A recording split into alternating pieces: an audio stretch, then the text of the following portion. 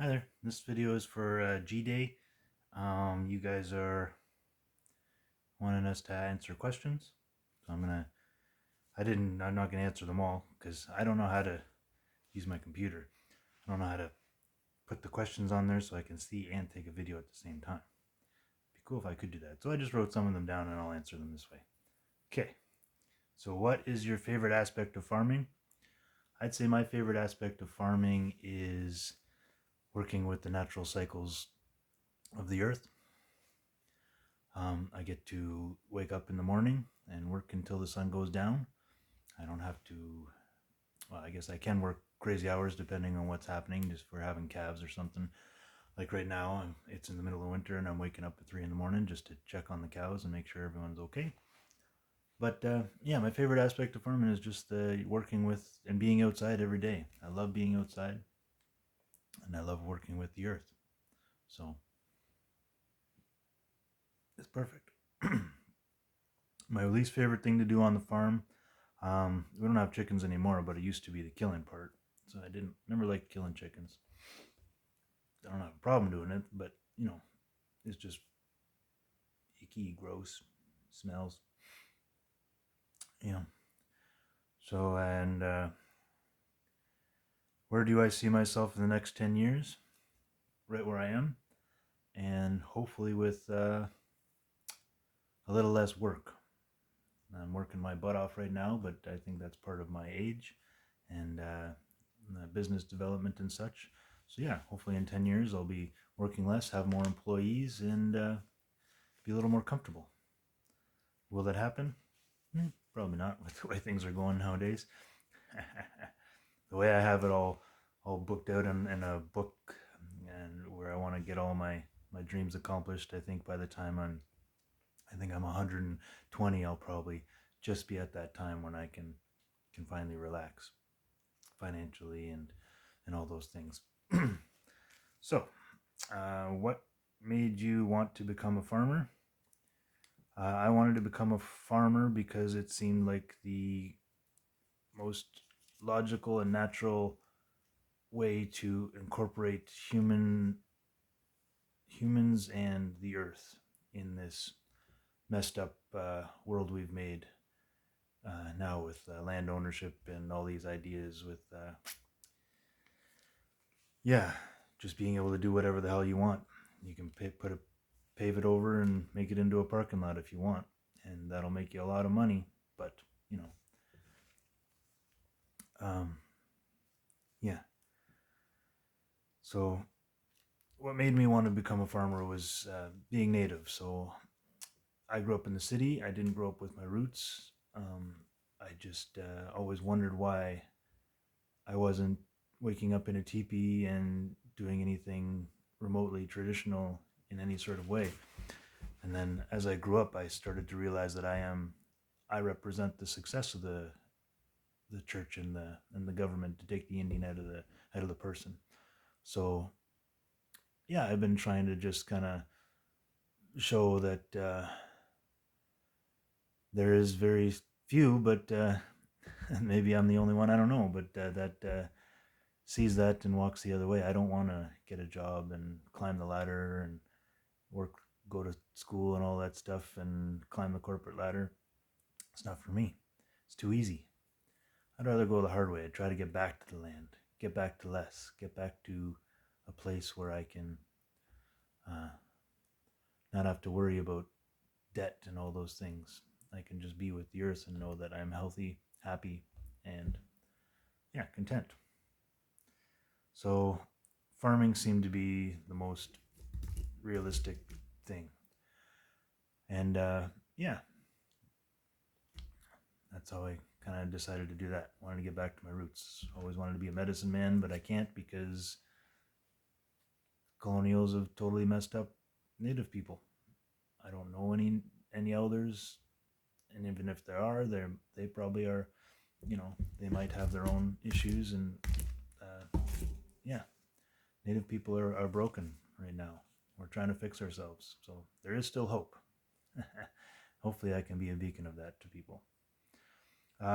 What am I most passionate about?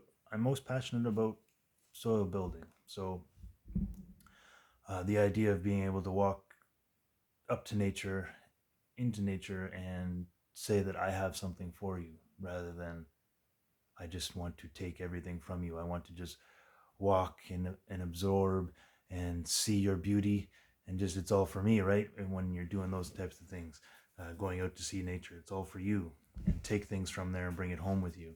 So I didn't like that idea. I always wanted the idea to say, here I am, this is for you. So soil and rumination is the key in my mind for that.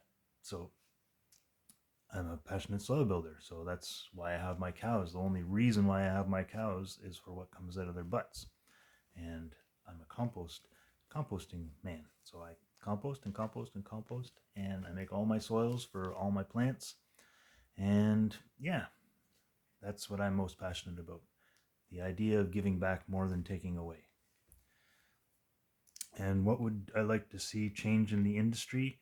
I would like to see the middlemen change in the food industry, or just the almost everything. The producer always gets the worst end of the stick. Like right now, we're talking about with the pandemic, we're talking about raising prices of food because the middlemen are struggling. The producers, I'm not going to make any more money off of what I grow and stuff. You know, people aren't going to pay so much for that type of food.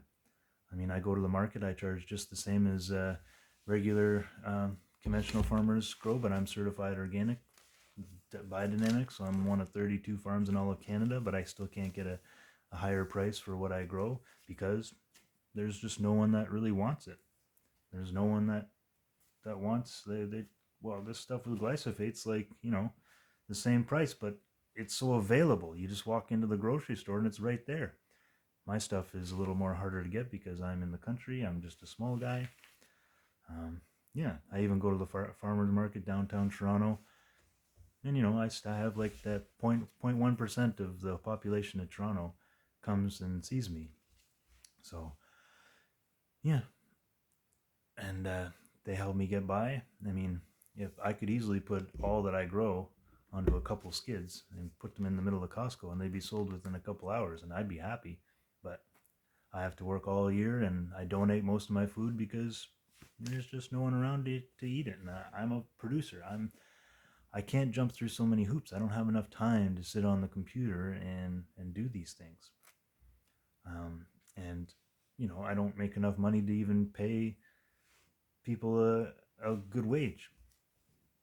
So I would like to see the middleman enjoy the challenge of saying, "Okay, small producer, I will take everything you have and let me deal with the sales," because that's their job. They should enjoy the the thrill of either selling it or not and having to go to waste, because that's I have to do that. So I sell to a store, so if stuff goes bad at the store, I still have to take the loss because the middleman can't take the loss for whatever reason.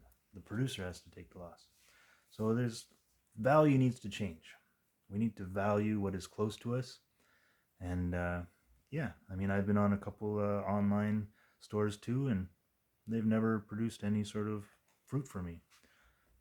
So I would like to see that work.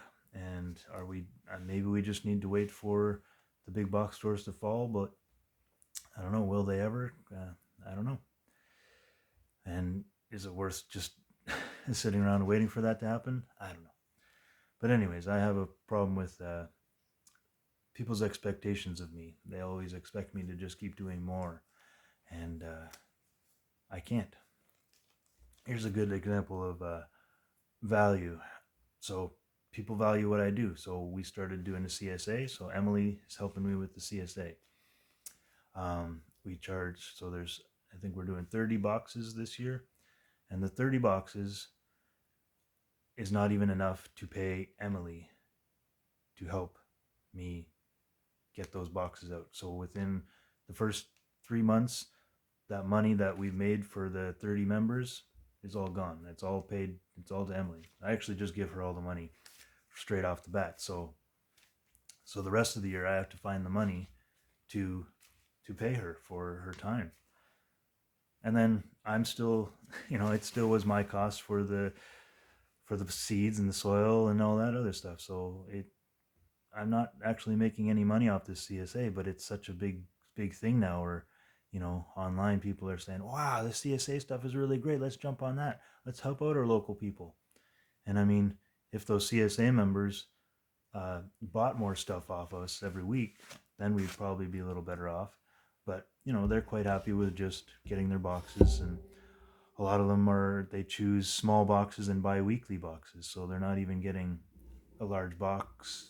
And so it's consuming is all about the consumer. As long as the consumer is happy, and I think that's one of the reasons why we pay other countries to make most of our products for us, right? Because once we abolish slavery, we're still not going to bother paying the price of something that it's actually going to cost, right? I make hair combs from my cow's horns, so I raise those cows up, sell their meat, and then I have these horns left over. The horns literally take me over a day to make, or the combs literally take me over a day to make. So even if you paid me like, $3 an hour, you're still not going to pay me enough for what it like. I have to actually reduce the price just so the consumer can say, "Oh, I'll buy that. That looks like it's worth it," right? And it's a priceless item in my mind. But you can't argue with the consumer. I could have it sitting on the table for what it actually costs for 100 years, but if I give it for them for a price that they'll actually like and that they're used to, like paying Chinese people or the Chinese to make all their products for them, then it's a little more pleasing to people. So there's a gap in value, and that's what I want to see change in the future. And I think we just need to start flipping that pyramid upside down. So making sure that the person where the item or the service starts, they are taken care of. They are able to feed their families. They are able to live a happy life. Then, of course, the middleman or the server, whatever, they should be able to. They should be able to make a happy life off of what they do. And then the last one should be the CEO. And of course, they're obviously going to be taken care of because, they're at the top. So, anyway, so hopefully that answers some of your questions. And yeah, hopefully I can get some sales. I haven't had any sales yet from the G Day. So thanks, G Day, for your stuff. And have a G Day.